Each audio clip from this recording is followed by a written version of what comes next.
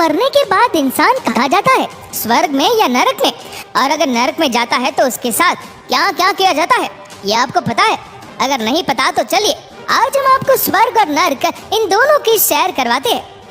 दोस्तों, स्वर्ग और नरक की बात हम हर रोज करते हैं। किसी को डराने के लिए कहते हैं भैया पाप मत करो वरना नरक में भी जगह नहीं मिलेगी, और लोगों के मरने के बाद उसे स्वर्गवासी कहने लगते हैं। लेकिन क्या वाकई में स्वर्ग और नरक होता है? और अगर होता है तो भाई कैसा होता है, वहाँ क्या होता है? जिस तरह फिल्मों और कहानी किस्सों में स्वर्ग और नरक की छवि दिखाई जाती है, ये वैसा ही होता है या फिर सच्चाई कुछ और ही है? आज हम मृत्यु के बाद मिलने वाले स्वर्ग और नरक से जुड़ी कुछ ऐसी बातें बताएंगे जिन्हें सुनकर भैया आपके होश उड़ जाएंगे। दोस्तों, बचपन से ही सुनते आ रहे कि हमारे मानव जीवन द्वारा किए गए कर्मों के आधार पर ही हमें स्वर्ग और नरक की प्राप्ति होती है। और सिर्फ बड़े बुजुर्ग नहीं बल्कि हिंदू धर्म की सबसे पवित्र किताब भगवत गीता में भी ये साफ साफ बताया गया है कि आपके कर्म ही यह तय करते हैं कि आपको स्वर्ग की प्राप्ति होगी या फिर नरक की। पर यहाँ सबसे बड़ा सवाल भाई ये खड़ा होता है कि आखिर स्वर्ग और नरक होता क्या है?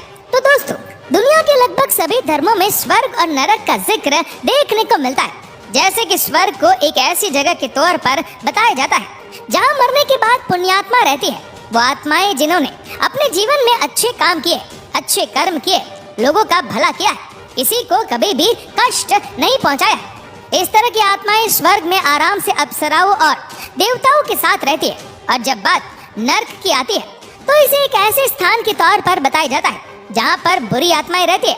वो आत्माएं जिन्होंने अपने पूरे जीवन में बुरे कर्म किए होते, अपने कर्मों से लोगों को परेशान किया होता है और उन्हें दुख पहुंचाया होता है, लोगों के साथ छल कपट और पाप किया होता है।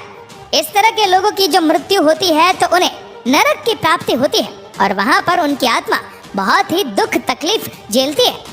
साफ तौर पर कहा जाए तो मरने के बाद पापी आत्माओं को नरक में तड़पने के लिए और पुण्य आत्माओं को स्वर्ग में सुख भोगने के लिए भेज दिया जाता है।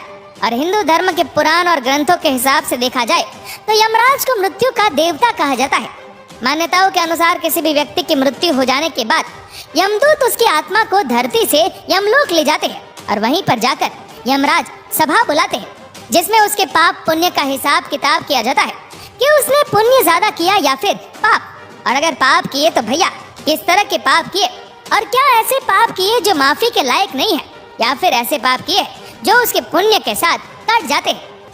इन सारी चीजों का हिसाब करने के बाद ही यमराज ये तय करते हैं कि आत्मा को कहाँ भेजना है, स्वर्ग का आराम भोगने के लिए या फिर नरक की यातना भोगने के लिए।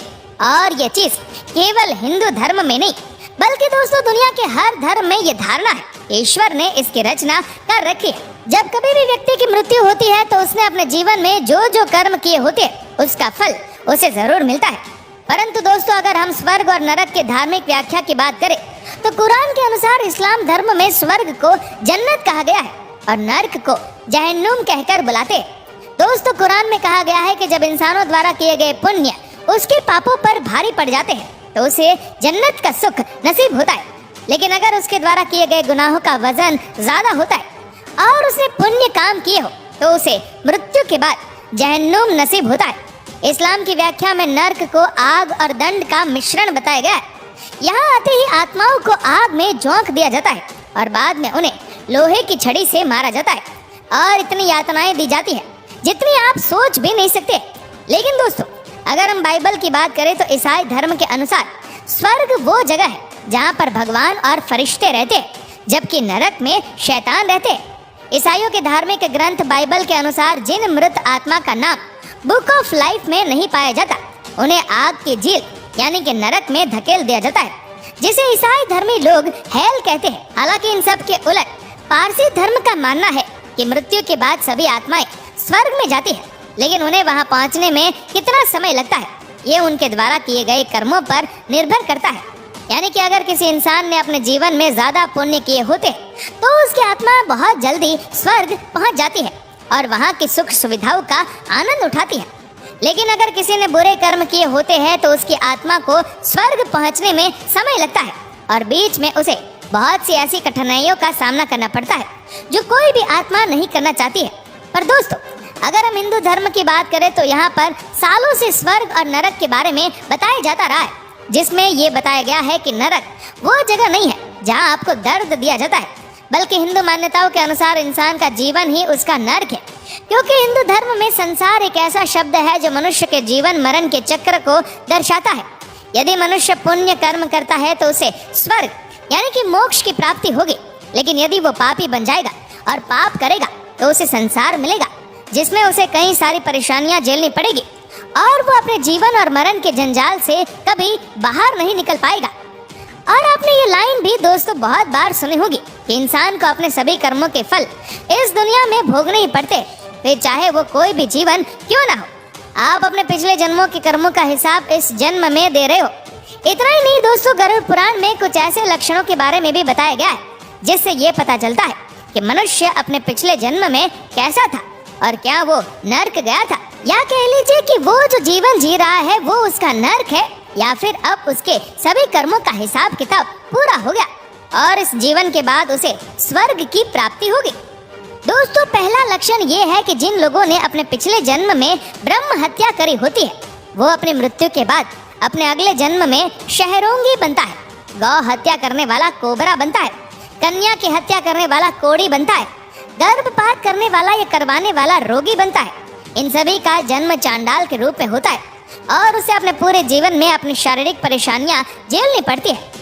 वहीं दूसरा लक्षण ये है कि महिलाओं का शोषण करने वाला या किसी भी रूप में महिलाओं को यात्रा देने वाले को अगले जन्म में भयानक बीमारियों का सामना करना पड़ता है और वो हमेशा पीड़ा में ही रहता है और प्राकृतिक रूप से संबंध बनाने वाले अगले जन्म में नपुंसक होते हैं और वही गुरु पत्नी के साथ संबंध बनाने वाले कुष्ठ रोगी पैदा होते हैं। गरुड़ पुराण में तीसरे लक्षण के बारे में बताया गया है कि मदिरा या फिर शराब पीने वाले के दांत काले होते हैं और जीभ के स्वाद के चलते ना खाने वाली चीजों को भी खा लेने वाला ब्राह्मण अगले जन्म में जलोदरी बनता है। दूसरों का ध्यान किए बिना मीठा खाने वाले को गले से संबंधित रोग होते हैं और श्राद्ध के समय अशुद्ध दान देने वाले लोगों को कुष्ठ रोग भोगने पड़ते हैं। चौथा लक्षण ये है कि घमंड के चलते गुरु का अपमान या निरादर करने वाले व्यक्ति को मिर्गी के दौरे पड़ते हैं। वेद शास्त्रों की निंदा करने वाला पांडु रोगी बनता है और झूठी गवाही देने वाला व्यक्ति जन्म से ही अंधा हो जाता है।